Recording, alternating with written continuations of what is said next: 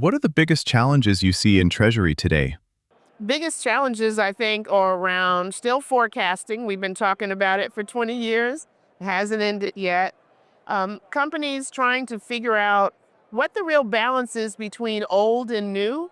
There are so many new solutions, but there are so many of them that I think there's a lot of confusion in the market today. So I would say one of the other challenges is just figuring out what do they really need, what are the requirements, and then which system should they be looking at to meet those requirements.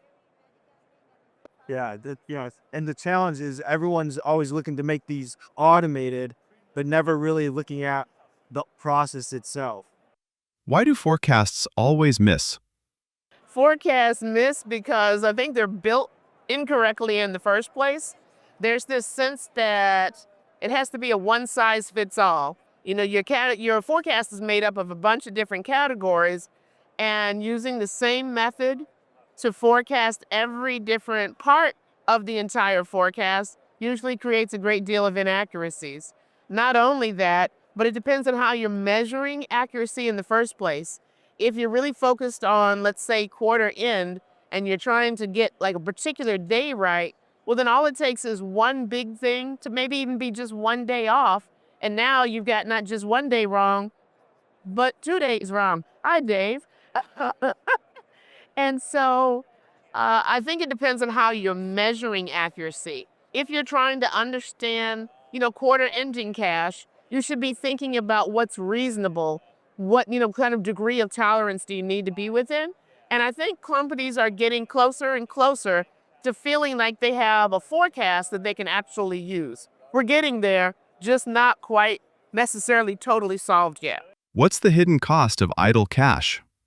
It's the opportunity cost. So lots of companies that have complicated structures have cash that is trapped in entities that can't invest it. So what a lot of times the opportunity cost is the interest rates that you could be earning on that idle cash. So putting that cash to work, having a more optimized structure, and using technology to really make your balances more efficient can really increase the yield that you can provide more strategic value for your company.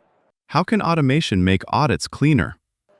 I think automation really brings all your data together in one place. So when you get audited, so often they're asking you to follow a transaction from the beginning to the end. So where was something first deposited? How did it show up in the bank account? How did it get accounted for?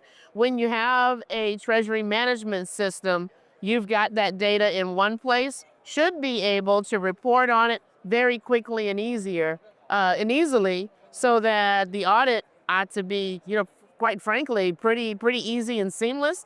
Even where your audit costs begin to decrease when it comes to managing treasures. Yeah.